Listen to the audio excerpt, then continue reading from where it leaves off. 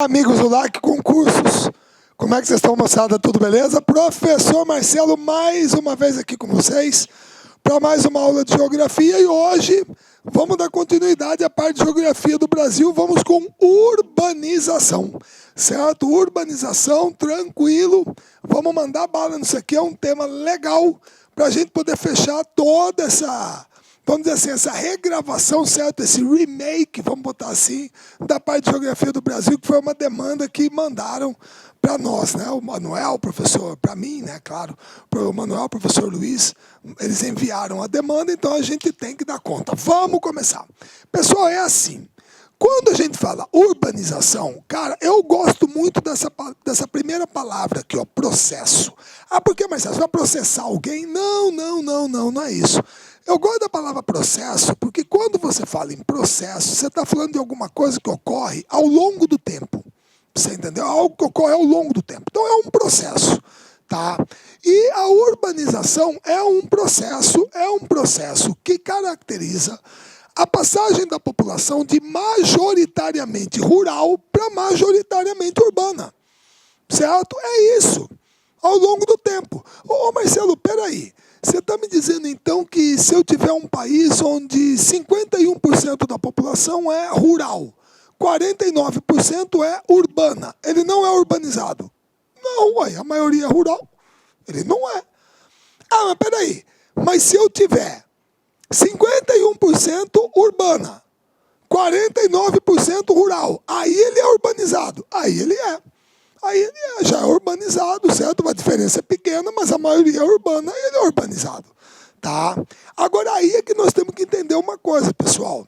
Como nós estamos falando de um processo, significa que você não tem uma data para isso. O que significa isso? É assim, é uma pessoa virar e falar para você assim, olha, proclamação da República. Aí você vai lá e 15 de novembro de 1889. Beleza. Descobrimento do Brasil. 22 de abril de 1500. Proclamação da Independência.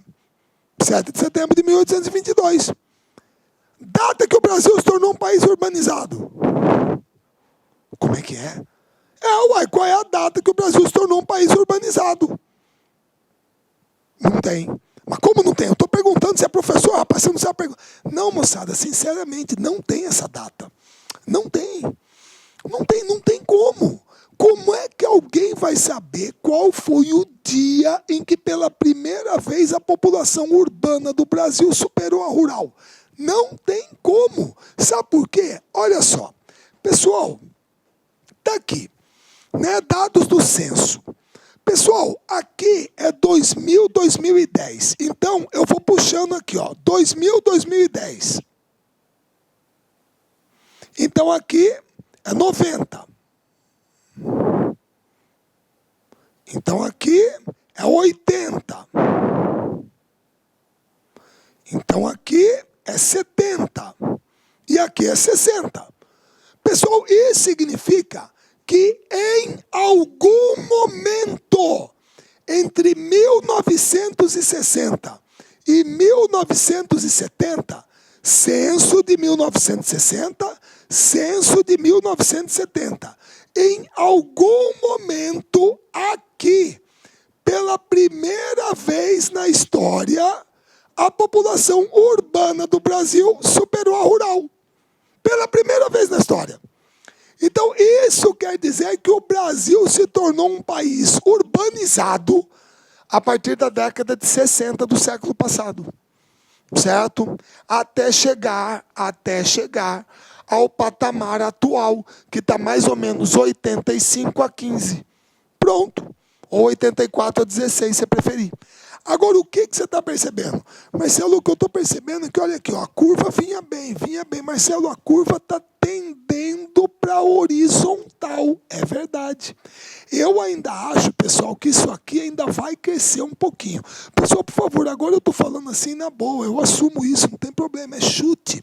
É claro que eu preciso de dados, eu tenho que pesquisar para avaliar o comportamento da população. E nós temos que ver o que vai acontecer nas próximas décadas. Mas eu eu acredito que isso aqui vai chegar até uns 88, 90. Eu acho que isso aqui vai ficar nos 12, 10. E aí qual é a tendência? Estabilizar. Estabilizar. Tranquilo. Tranquilo. Aí estabiliza. Grosso modo. Você não vai ter 100%, você precisa ter gente no campo. É óbvio. Certo? Então, essa é uma tendência da população brasileira. Mas é um país altamente urbanizado. 85% da população é urbana. É um país bem urbanizado. E a distribuição dessa população é essa. Aqui, ó. Cara, aqui tem uma coisa que quando a turma bate o olho e fala, não, Marcelo, não é possível, isso está errado. O quê? A região centro-oeste, mais urbanizada que o sul do Brasil? Você está brincando. Não, não, é verdade, cara. Só porque você é mato-grossense. Não, para com isso, sem baísmo, gente. Mas como que pode? Mas é o sul do Brasil, Porto Alegre, Curitiba, 2 metrópoles. Mas tudo bem, aqui tem Goiânia, tem Brasília. Mas Londrina, Caxias, Joinville, Florianópolis, tal. Gente, eu sei, cidades bonitas, muito bem organizadas. Aqui também tem muita cidade bonita, bem organizada, certo? Agora, pessoal, o problema é o seguinte. Qual é a questão aqui do centro-oeste ser mais urbanizado que o sul do Brasil? Pessoal, é o seguinte,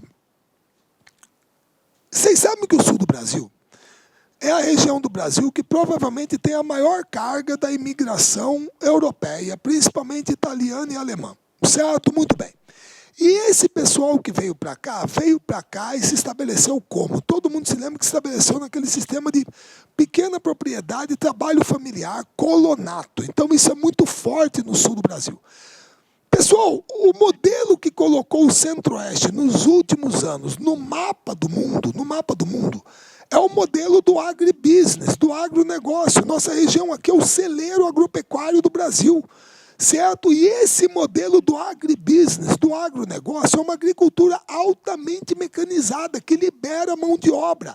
Eu sei que no sul também tem isso, mas tem aquela questão da pequena propriedade do colonato, que nós não temos aqui. Então, por incrível que pareça, a nossa população urbana é superior. O nosso percentual de população urbana é maior. Então, uma coisa ninguém discute, a região mais urbanizada do Brasil, Sudeste, ninguém vai bater boca com isso, tudo beleza. A segunda, Centro-Oeste. Aí é que vem o Sul e, por último, a pequena diferença, primeiro o Norte e depois o Nordeste. Certo? Beleza? Isso é a urbanização do Brasil. Agora, o que você percebe nos últimos tempos? Olha lá, moçada. O que interessa para nós é esse número aqui, ó. Ele é consistentemente descendente. Olha qual era o percentual de crescimento da população urbana de um censo para o outro, 10 em 10 anos. Aqui, ó. De 40 para 50, cresceu 73%. 50 para 60, 70%. 60 para 70, 65%. 70 para 80, 55%. 80 para 90, 41%. Agora, olha o tombo, 90 para 2000, 18%. De 41 para 18, já vinha caindo. Agora, olha o tombo, mais de 50%. Você entendeu? Isso significa que, como vocês estão percebendo, a população urbana do Brasil ainda apresenta um crescimento positivo. Mas olha aqui, há 70 anos atrás, esse crescimento era de 73% a cada censo. Agora é de 10,5%. 10,5%, muito mais lenta. Por isso que eu falei que tende à estabilidade. Porque você se lembra que nos centros urbanos, geralmente, as famílias têm menos filhos. Certo? É claro que vai depender da migração, mas é uma tendência. E aí nós não podemos esquecer que, como nós falamos que urbanização é um processo, existe um movimento migratório que caracteriza esse processo, que é o êxodo rural, que é a saída da população do campo e a sua vinda para a cidade. Certo? Perdão.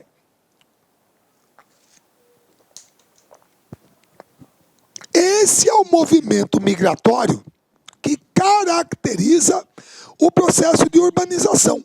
Agora, só tem uma coisa, presta atenção. Pessoal, é assim. Na aula de migrações, eu trabalhei com vocês que as pessoas migram devido a fatores atrativos e repulsivos. E isso pode ter a ver com religião, questões étnicas, fatores naturais, mas o principal é o fator socioeconômico. Então vamos lá. Êxodo rural é uma migração. É uma migração, certo? Muito bem. Dentro do êxodo rural, quais seriam os fatores repulsivos e atrativos? Quais seriam? Muito bem. Pessoal, um fator repulsivo, algo que empurraria o ser humano para fora do campo. O quê? Mecanização agrícola. Se você bota a máquina, você libera a mão de obra. A pior qualidade de vida no campo, a infraestrutura é muito mais precária que na cidade. Pessoal, isso não tem a sombra de dúvida. Pelo amor de Deus, vamos parar com esse mito. Me explica, como é que a população brasileira se tornou majoritariamente urbana e a expectativa de vida aumentou? Quer dizer que viver no campo é que é bom? Com todo o respeito a quem vive lá. A infraestrutura aqui é melhor. Eu sei que as cidades são cheias de problemas, mas pelo amor de Deus, é melhor. Tá? Terceiro, a concentração fundiária, que é uma característica da formação da sociedade brasileira e latino-americana, muita terra nas mãos de pouca gente, você não tem acesso, certo? E fatores naturais. Aqui dentro do Brasil, o maior deles é a seca no Nordeste. Esses são fatores repulsivos.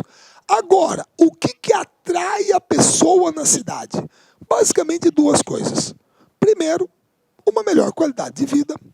E segundo, uma maior oportunidade de emprego. Esses são fatores atrativos. Então, esses são os fatores repulsivos e atrativos que explicam o êxodo rural. Beleza? Que é o movimento migratório que caracteriza o processo de urbanização. Tá bom? Muito bem. Aí, vamos para os conceitos aqui. Vamos lá. Urbanização. Moçada, cidade. O que é uma cidade? Moçada, é o seguinte.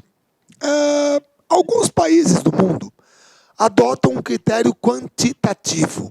Ou seja, um aglomerado que tem mais de 10 mil habitantes, 20 mil habitantes, é uma cidade.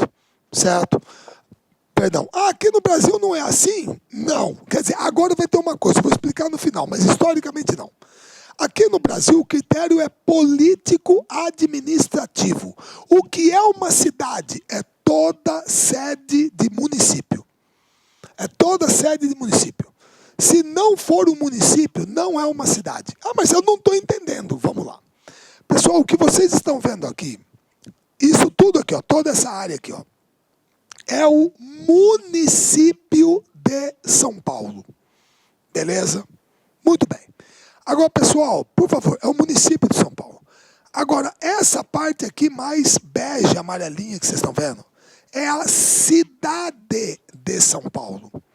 Por incrível que pareça, moçada, aqui em São Paulo ainda tem zona rural. O novo plano diretor estratégico, aprovado em 2014, reservou 25% da área do município para a zona rural.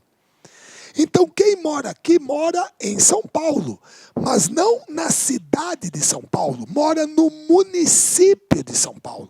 Aí, como é que eu sei que aqui é a sede do município? Porque é onde está a prefeitura, a Câmara de Vereadores, todo o aparato político-administrativo. É isso. Então, todo mundo sabe que um município, ele tem a sua zona rural e a sua zona urbana, definida por um perímetro, certo? Então, a cidade é o perímetro urbano para dentro, é a sede do município. Você entendeu? Marcelo, mas peraí, essa questão do município. Gente, por favor, vocês sabem muito bem que município é criado por lei. Criação de município é uma prerrogativa dos deputados estaduais, das assembleias legislativas. Então você apresenta um projeto de lei criando um município. Aí você tem que ter todo um embasamento, certo? Um memorial descritivo, quem é que vai perder território para formar um novo município, quais são os limites.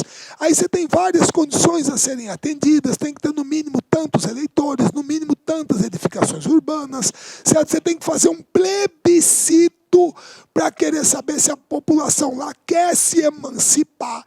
E vamos supor que depois de tudo isso, os deputados votam o projeto, aprovam, vai para o governador, ele sanciona, criou um novo município. Pessoal, a partir do momento que aquilo ali virou um novo município, certo? A sede dele passa a ser a cidade. Acabou. Geralmente é o que nos municípios a turma chama de distrito. Distrito. É muito comum ter um município, ali é o distrito tal. Vamos supor que aquele distrito lá quer se emancipar. E vamos supor que alguém apresenta um projeto de lei criando ali um novo município. Se tudo que eu falei aconteceu e é aprovada a criação do novo município, onde é o distrito passa a ser uma cidade, porque é a sede do município. Pronto. O critério aqui no Brasil é esse, político-administrativo. Agora, nos últimos tempos, foi aprovado no Congresso Nacional um critério quantitativo para a criação de novos municípios. Que eu me lembre, aqui para a minha região, centro-oeste, e para a região norte, para você criar um novo município, o local a ser emancipado tem que ter, no mínimo, 6 mil habitantes. 5, 6 mil habitantes. No mínimo. Agora atrelaram um critério quantitativo. Nós estamos falando isso porque eu tenho um município aqui no meu estado, Mato Grosso, Araguainha, que é o terceiro menor do Brasil, tem 1.000 habitantes. 1.000 habitantes. Aí vocês perguntam, como é que vai sustentar? Tal, é complicado. Então agora se atrelou um critério quantitativo a isso. Mas historicamente no Brasil a definição de cidade é toda a sede de município. Certo? Muito bem. Metrópole. Pessoal, quando a turma fala em metrópole, tem um número mágico que vem à cabeça de muitas pessoas. Que número mágico é esse? 1 milhão de habitantes. 1 milhão de habitantes. Metrópole, 1 milhão de habitantes. Certo? Ah, mas ele não é? Não, não necessariamente. Não é. Pessoal, é claro que toda metrópole é uma grande cidade, geralmente tem mais de 1 milhão, sim, tal, beleza. Mas é assim, quando você fala em uma metrópole, você está falando, obviamente, de um grande centro urbano, mas que é dotado de infraestrutura completa, principalmente no setor de serviços. Principalmente no setor de serviços, certo? Tem uma infraestrutura completa, tá ok? Isso é uma metrópole. Eu canso de brincar com o pessoal aqui em Cuiabá, às vezes eu falo com a turma, né? Por que São Paulo é o que é? Cara, São Paulo é o que é, porque São Paulo é aquela cidade que de repente você está lá com sua namorada, aniversário de namoro, casamento, sei lá. Você entendeu? Ai, meu amor, que legal, com o aniversário, vamos sair para comemorar. Ah, beleza, eu quero comer comida vietnamita. São Paulo tem. São Paulo tem vietnamita, grega, tailandesa, australiana, americana, italiana, francesa, alemã, nordestina, gaúcha, cuiabana. Tem, São Paulo tem. São Paulo é aquela cidade que você está 3 horas da manhã com insônia lá, não consigo dormir, ai que droga, ai meu Deus.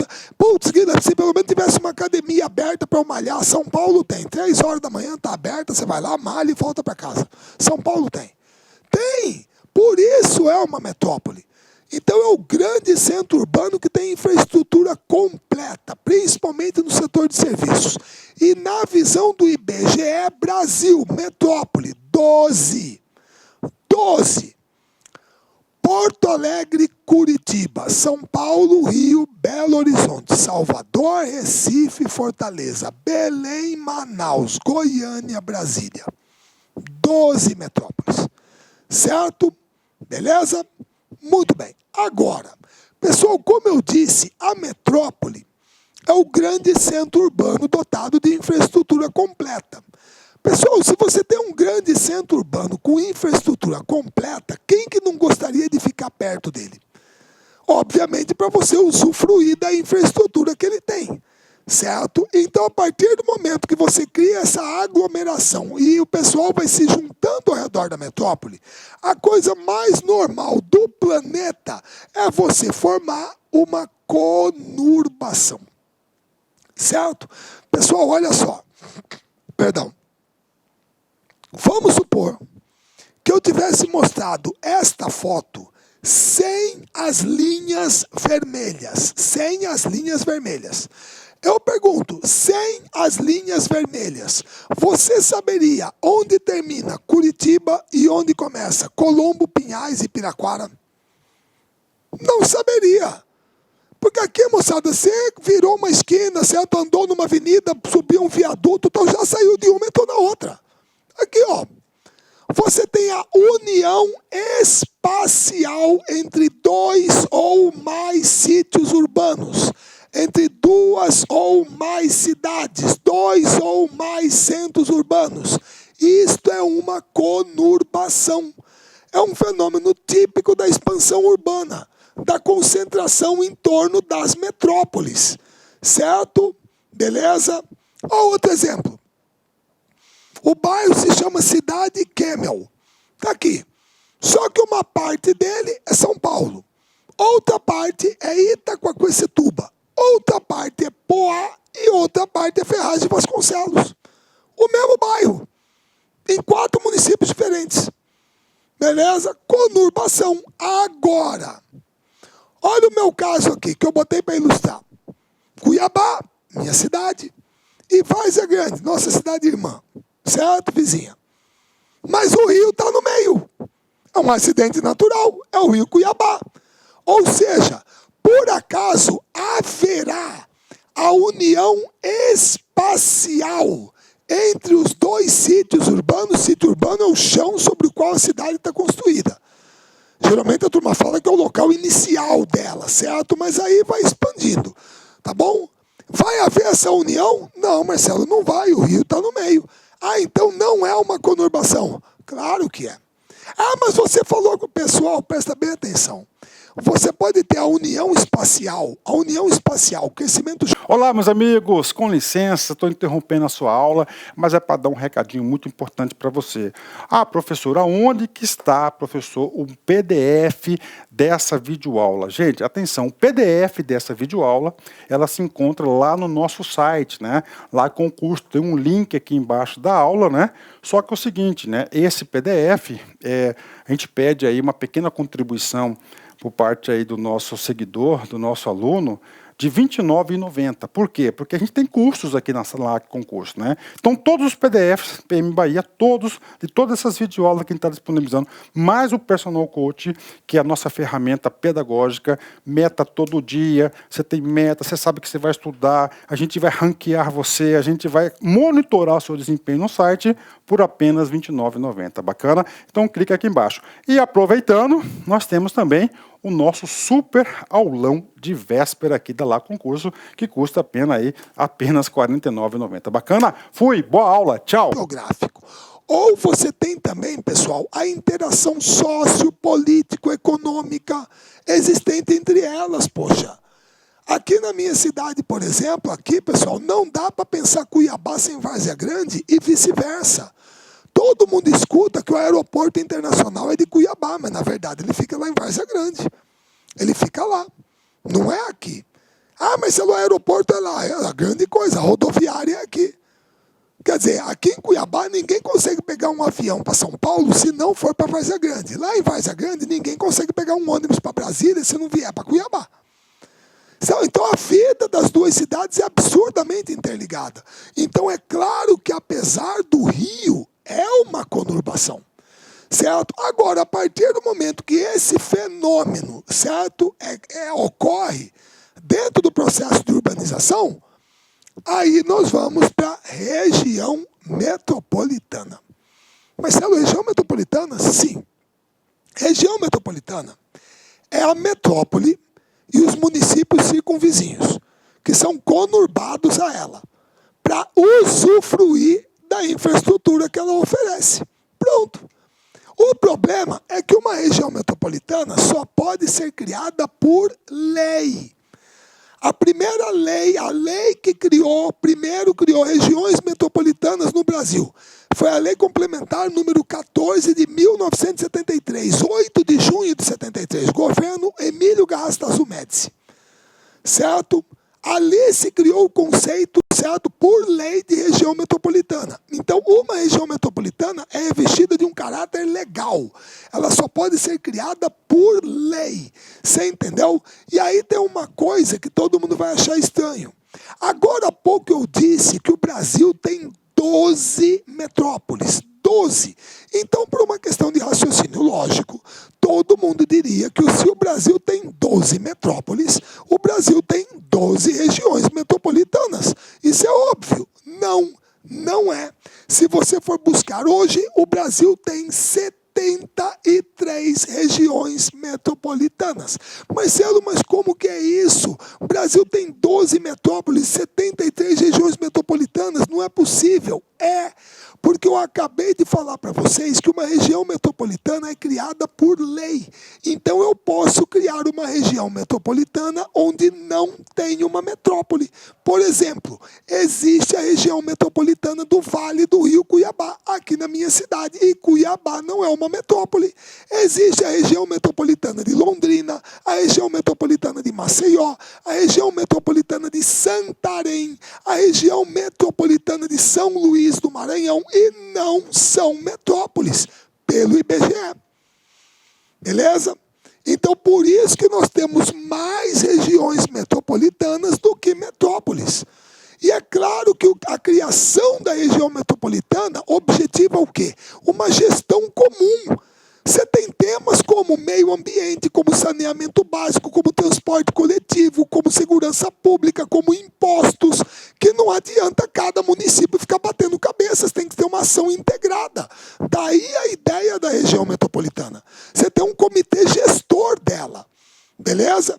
Essa aqui é a região metropolitana de São Paulo. Aqui está São Paulo. E em torno de São Paulo, aqui conurbados a São Paulo, 38 municípios. São 39 no total. Certo? É a maior região metropolitana do Brasil. Tá? E aqui estão os maiores aglomerados urbanos por população do território brasileiro. Certo? São Paulo, Rio, Belo Horizonte, Porto Alegre, Brasília, Fortaleza, Salvador, Recife, por aí vai. Tá? São os maiores do país. Tudo bem? Agora, aí tem uma coisa interessante. Isso aqui. Perdão.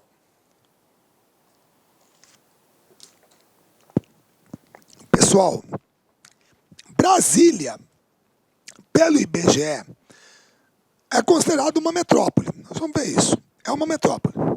Mas não é uma região metropolitana. Ah, mas como que pode uma metrópole? Deixa eu explicar. Pessoal, isso aqui é o Distrito Federal. É isso aqui, ó. Esse verde escuro aqui. Então aqui dentro está Brasília, Gama, Ceilândia, Guará, Taguatinga, Núcleo Bandeirante, está tudo aqui dentro. Certo? Distrito Federal. Agora, tudo isso aqui que você está vendo aqui em volta, Padre Bernardo, Planaltina, Lusiânia, Cristalina, Alexânia, Badiânia, tudo isso aqui é Goiás. Goiás. E aqui, Unai e Buritis, Minas Gerais. Então, eu tenho um aglomerado urbano formado por cidades de mais de uma unidade da federação. Quando isso acontece, eu não posso criar uma região metropolitana. Região metropolitana só é criada quando eu tenho um aglomerado urbano formado por cidades de uma unidade da federação. Aqui são 3. Então, qual é a legislação para isso aqui? Região Integrada de Desenvolvimento. RID. É uma região integrada de desenvolvimento. Então, essa é a região integrada de desenvolvimento do Distrito Federal e entorno. E, além dela, você tem a região integrada de desenvolvimento do polo Petrolina-Juazeiro. Lembrando que Petrolina é Pernambuco, Juazeiro é Bahia. E tem a região integrada de desenvolvimento da Grande Teresina. Lembrando que Teresina é Piauí, Timon é Maranhão. Então, são aglomerados urbanos formados por cidades de mais de uma unidade da federação. E agora, eu acho que ainda está tramitando no Congresso, tem que ver se já foi fechado isso, tinha a criação da RICA, que era a Região Integrada de Desenvolvimento do Cariri-Araripe, que pegaria cidades do Piauí, Ceará, Paraíba e Pernambuco. certo? 4 estados.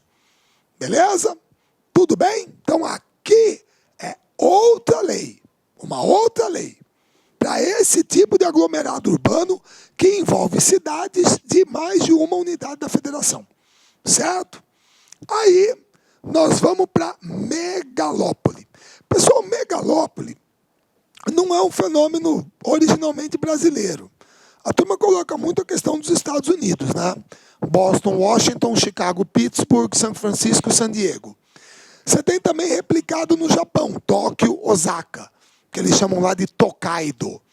O que é uma megalópole? Pessoal, megalópole é uma conurbação entre 2 ou mais metrópoles ou regiões metropolitanas. Certo?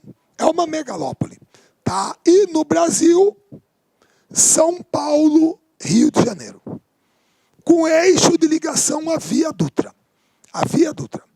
Essa aqui é a megalópole brasileira, já consolidada. Já consolidada. Certo? Você sai daqui da Grande São Paulo, beleza? E vai até o Rio de Janeiro. É a megalópole brasileira. Tá? Aqui é uma imagem de satélite dela. Aqui é a Via Dutra e você chega até o Rio. Tudo bem? Pelo Vale do Paraíba, claro. Tá joia? Agora, alguns estudos mais recentes estão trazendo mais 2 possibilidades. Quais são? A megalópole centro-atlântica, na zona da Mata Nordestina, saindo lá de Natal, passando por João Pessoa, Recife, Maceió, Aracaju, até Salvador, e a megalópole central, do Brasil Central, Goiânia, Brasília. Então seriam 2 megalópolis, vamos dizer, em processo, em processo. O pessoal ainda está estudando isso, em processo. Agora, consolidada, só São Paulo, Rio de Janeiro. É a megalópole brasileira. É a conurbação entre 2 ou mais metrópoles ou regiões metropolitanas. Aí, recentemente, apareceu um novo conceito, que foi esse aqui. A macrometrópole paulista. Certo? Pessoal, isso que vocês estão vendo aqui, ó, rosinha, isso aqui, ó, é a Grande São Paulo. Certo? A Grande São Paulo. Região metropolitana. Tá? Então, o pessoal acredita, a expressão macrometrópole seria um transbordamento dessa região metropolitana em 4 direções. Quais?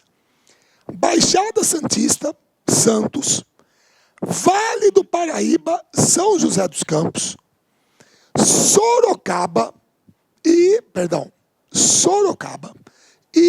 Campinas. Então, esse transbordamento da região metropolitana de São Paulo estaria formando aqui uma macrometrópole. Então, essa é uma denominação, é um conceito novo, mais recente, que no Brasil é aplicado somente a São Paulo. Daí a expressão macrometrópole paulista. Certo?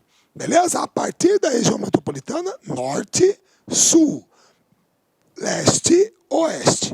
Beleza? Tentando formar aqui uma única mancha, que vai ser muito difícil, mas um adensamento urbano populacional mais, certo? Consolidado, perdão. Tudo bem? Beleza. Megacidade. Pessoal, megacidade é fácil. Megacidade é um critério quantitativo criado pela ONU. Megacidade é toda cidade que tem mais de 10 milhões de habitantes. Tem mais de 10 milhões de habitantes. Tá? Tem mais de 10 milhões é uma megacidade. Então, no mundo, é isso aqui, ó. Xangai, Lagos, Karachi, Istambul, Mumbai, Moscou. Certo? São Paulo, Pequim, Cantão, Delhi, Shenzhen e Seul. Pessoal, a primeira coisa que todo mundo faz aqui quando olha isso, eu acho que eu tô louco, né? Não tem Nova York, não tem Tóquio, tá? Pessoal, nós não estamos falando de região metropolitana. Nós estamos falando da cidade. Por incrível que pareça, a cidade de Tóquio tem 9 milhões e alguma coisa. A região metropolitana de Tóquio tem 37. É aí que está a diferença. Então é a megacidade. Você percebe que a maioria das megacidades está em países subdesenvolvidos. Você vê que aqui a única europeia, grosso modo, é Moscou, Istambul também é, né? Porque está do lado de cá.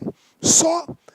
Todas as outras é China, Índia, Paquistão, Nigéria, Brasil, beleza? Tudo bem?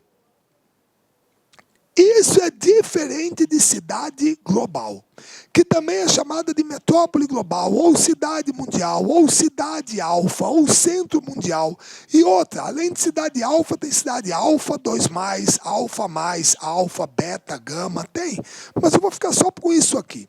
Se a megacidade é um critério quantitativo, 10 milhões de habitantes, a cidade global é um critério qualitativo. Nós chamamos de cidade ou metrópole global aquela cidade ou metrópole que é a referência do país para o mundo. É aquela que quando você fala o nome do país, a primeira coisa que vem à cabeça é ela. Você entendeu? E por quê? Porque geralmente ela tem essas características. Certo? Tem os principais aeroportos, é a sede do mercado financeiro, grandes empresas multinacionais, onde ocorrem os principais eventos, certo? Sede de organismos internacionais como FIFA, como União Europeia, ONU, é isso. É isso que faz com que uma cidade seja uma cidade, uma metrópole global.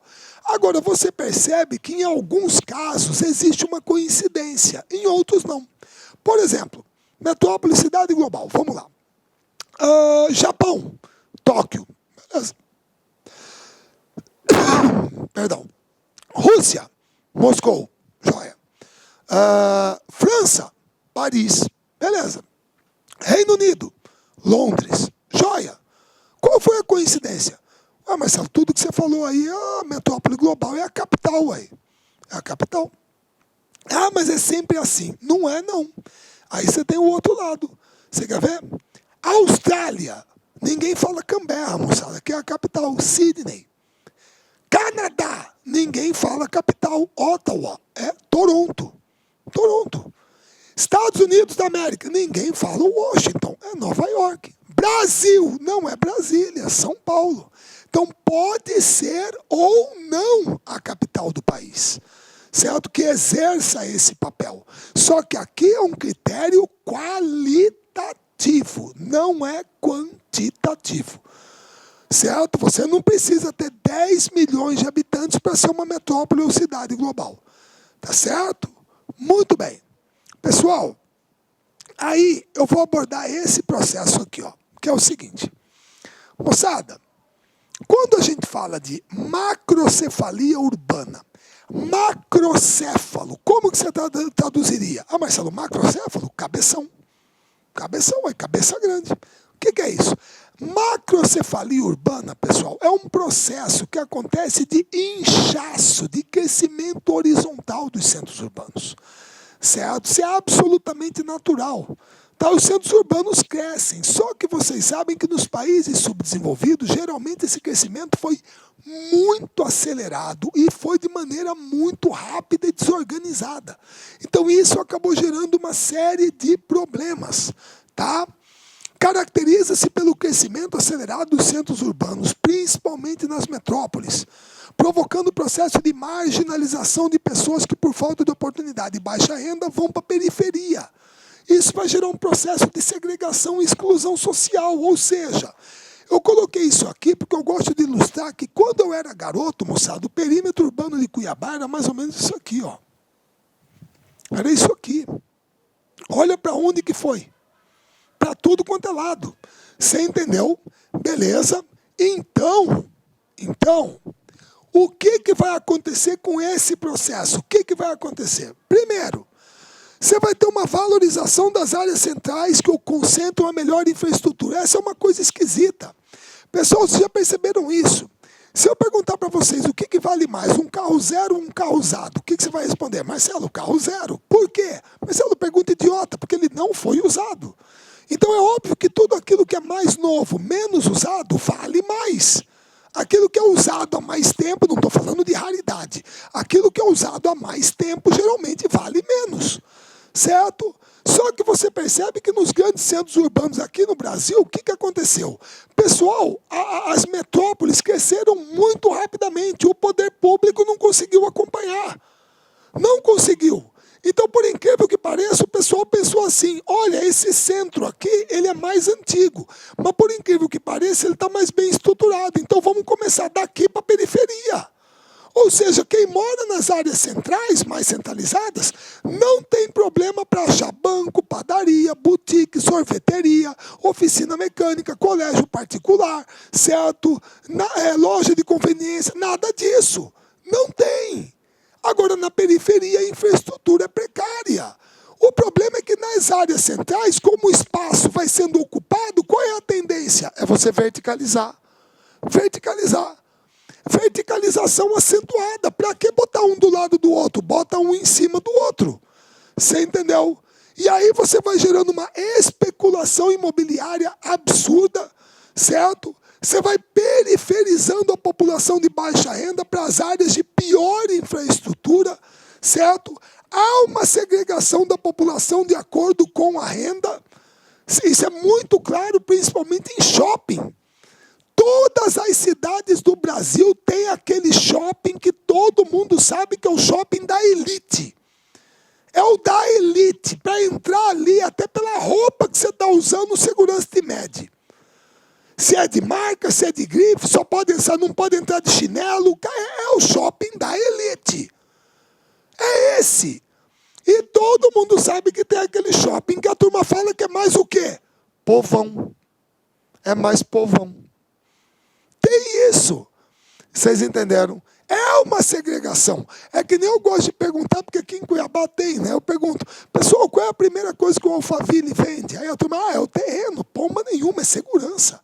Tira aquele muro de lá, tira a cerca elétrica, tira a guarita, tira revistar empregado, tu tira, vamos ver se você muda para lá. É segregar, doutor, é separar, isso é muito claro. E aí você vai ter processos de favelização, loteamentos clandestinos, invasões, grilos, que fazem parte do cotidiano, dos problemas cotidianos das grandes cidades brasileiras. Certo? Beleza? E aí você acaba criando dois tipos de cidade. Quais são? A cidade formal é a nossa. Não é que ela é planejada no sentido de planejamento urbanístico, mas ela é planejada no sentido de que você recebe o carnê de IPTU em casa, você tem rua asfaltada, você tem saneamento básico, você tem água tratada, você tem coleta de lixo, está tudo dentro da forma do planejamento urbano. E você tem as cidades informais, que são aquelas que você não tem linha de ônibus, você não tem asfaltamento, você não tem CPF, ali aquela rua foi aberta nas coxas, é tudo barraco, é uma ocupação, é uma cidade informal, que para o Estado não existe. Então isso é resultante dessa macrocefalia urbana, certo? Beleza? E aí, pessoal, você vê uma tabela que eu botei aqui, que são 3 casos complicados. É o levantamento do censo de 2010, das regiões metropolitanas, o pessoal que vivia em aglomerados subnormais. Pessoal, aglomerado subnormal é palafita, favela, você entendeu? E aqui estão as regiões metropolitanas. Onde que está o principal problema? Pessoal, o principal problema está aqui.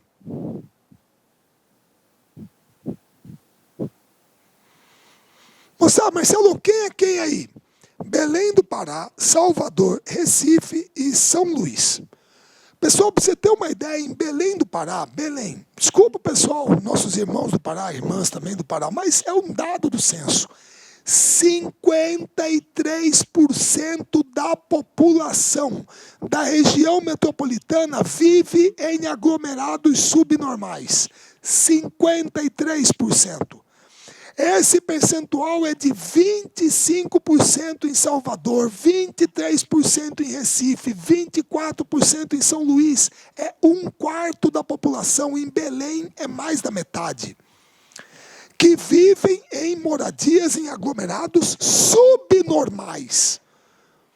E isso é para você ver como que a questão da moradia é latente em algumas das grandes metrópoles brasileiras. Certo? Beleza? Resultante da macrocefalia urbana, desse inchaço do centro urbano, certo? Das grandes metrópoles, tá? Aí você tem a hierarquia urbana. É o seguinte, moçada, aqui está escrito rede urbana. Eu vou fazer uma comparação com rede social, tá? Às vezes chega uma pessoa e pergunta assim, escuta, você tem Facebook? Tenho. Quantos amigos? 2.000. Aí você? Eu tenho 800. Aí você? Eu tenho 400. Tudo bem. Pessoal, vocês acham que eu vou falar que uma pessoa que tem 2.000 amigos no Facebook é mais importante que alguém que tem 800 ou 400? Não. Que o que ela publica é mais relevante, tem mais significado do que quem tem 800 e 400 publica? Também não.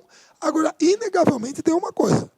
Se uma pessoa tem 2.000 amigos no Facebook, a outra tem 800, a outra tem 400, aquela que tem 2.000, o que ela publica tem uma probabilidade de ser visto por um número maior de pessoas, única e exclusivamente porque 2.000 é mais que 800 e 400. Acabou. É uma questão matemática. Só isso. Agora aí é o seguinte, Facebook não é uma rede social? É, Marcelo. Não é onde as pessoas estabelecem relações entre si? Sim. Adivinha o que é uma rede urbana?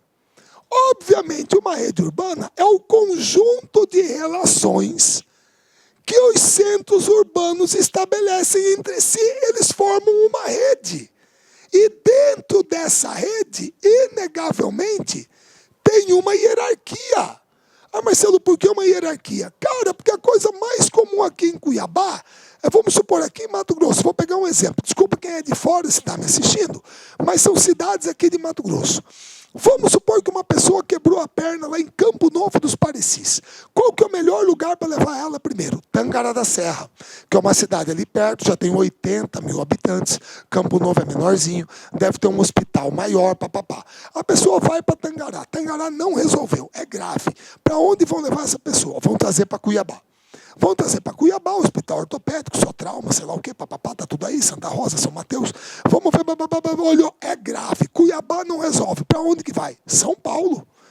Pessoal, aqui é na hora. Problema médico que aqui em Cuiabá não resolve, a pessoa vai para São Paulo. Você entendeu a hierarquia? O centro urbano mais bem equipado polariza o menos equipado. É uma hierarquia. Só que esse esquema aqui era a hierarquia urbana do passado. É o esquema clássico, de 40 anos atrás. Quando você queria fazer alguma coisa, você tinha que sair da onde você estava para vir para uma cidade, para vir para outra, para chegar na metrópole. Mas ele hoje não é assim? Não é não. Não é não. Olha eu com essa aula aqui, com essa videoaula em Cuiabá e você me assistindo aí, onde quer que você esteja. E aí? Você acha que hoje precisa disso aqui? Quer dizer que, por exemplo, a peça do trator quebrou na fazenda. Aí eu tenho que ir lá na metrópole para pedir. Não, doutor. Por aí que eu não estou falando que são todas as fazendas, mas você pega a turma do agronegócio que precisa saber da cotação do dólar, precisa saber da cotação da soja na Bolsa de Chicago, precisa saber da previsão do tempo. Por acaso hoje telefonia rural, internet no campo é bicho de 7 cabeças? Não! Então o cara entra lá no site da Massey Ferguson, peças genuínas, vai lá, imprime o boleto, paga no banco, a peça chega por Sedex 10. E aí, não é possível? Claro que é. Então hoje, o esquema da hierarquia urbana é esse aqui, ó. Não é mais esse aqui engessado, verticalizado. Não, é isso aqui, ó. Todo mundo está conectado com todo mundo. Todo mundo está conectado com todo mundo. Você pode fazer as coisas a partir de um clique. Comprar, transferir, vender, se informar. É isso aqui. Esse é o esquema atual. Só que aí nós temos que entender como que funciona a hierarquia urbana brasileira. Para o IBGE. Olha aqui, ó. As 12 metrópoles que eu falei. 1, 2, 3, 4, 5, 6, 7, 8, 9, 10, 11, 12. Só que você está vendo que tem cores diferentes. Para o IBGE, São Paulo, roxo, é a grande metrópole global do Brasil. É a metrópole global, São Paulo. Abaixo de São Paulo estão as metrópoles nacionais, Rio de Janeiro e Brasília. Brasília é o componente político-administrativo, claro, certo? Rio de Janeiro e Brasília, metrópoles nacionais. Abaixo das duas, todas as outras, Fortaleza, Recife, Belo Horizonte, Salvador, Curitiba, Porto Alegre, Belém, Goiânia, Manaus, são metrópoles regionais. Abaixo das metrópoles regionais, você tem as capitais regionais, que podem ser de nível A, B ou C. E aí, Marcelo, e aí de uma para outra influencia número de habitantes, a rede de serviços, a infraestrutura? Exatamente. Você sabe que Campinas é maior que Ribeirão Preto é maior que Araçatuba e por aí vai. Então você tem as capitais regionais de nível A, B e C. Abaixo das capitais regionais, você tem os centros sub-regionais, que podem ser de nível A e B. Abaixo dos centros sub-regionais, você tem os centros de zona, que podem ser A e B. E abaixo dos centros de zona, os centros locais, que seriam os soldados, o nível mais baixo da hierarquia. Isso é a hierarquia urbana do Brasil hoje. São esses patamares que o IBGE define. Ô Marcelo, só uma pergunta, por que você colocou tudo de São Paulo? Por quê? Pessoal, porque São Paulo é o único estado do Brasil. São Paulo é o único estado do Brasil que tem todos os níveis da hierarquia urbana. São Paulo tem metrópole, São Paulo tem capital regional A, B e C. São Paulo tem centro sub-regional A e B. Tem centro de zona A e B e centro local. O único, é o único. Todos os outros estados têm a hierarquia urbana incompleta, tem alguma lacuna. Você entendeu? Por exemplo, Cuiabá é uma capital regional de nível A, só que Mato Grosso não tem capital regional de nível B nem de nível C. Mato Grosso tem centro sub-regional de nível A, Sinop, Rondonópolis, Cáceres e Barra do Garças, mas não tem de nível B, então fica uma lacuna. São Paulo é o único estado que tem todos os níveis da hierarquia urbana, completa, beleza? Então esses são os patamares, são as denominações, os critérios estabelecidos para o IBGE, para a hierarquia urbana do Brasil hoje, beleza? Moçada, tranquilos, certo? Fizemos esse repasse aqui da parte de urbanização, essa retomada. Espero que vocês tenham aproveitado o conteúdo, tá? Nos encontraremos numa próxima aula. Eu vou pegar ainda a parte de fontes de energia, economia, para a gente dar uma regravada e uma revisada no nosso conteúdo de geografia do Brasil, beleza? Eu vou ser bem franco com vocês, estou gravando numa sexta-feira, moçada. Bom final de semana, um grande abraço a todos.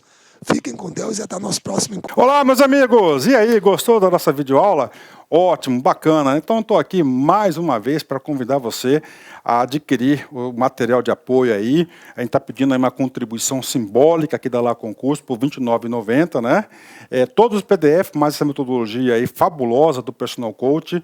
Eu vejo que muitos alunos não conseguem ter alta performance porque não conseguem elaborar um plano de estudos, né? Uma sequência coerente, prioritária. Ele vai se perdendo no conteúdo. Então, o Personal Coach vai te ajudar bastante nisso por apenas R$ 29,90. E, claro, a chamada daquela cerejinha do bolo que vai coroar a sua preparação para esse concurso inédito aqui da PM Bahia. O nosso super aulão de véspera.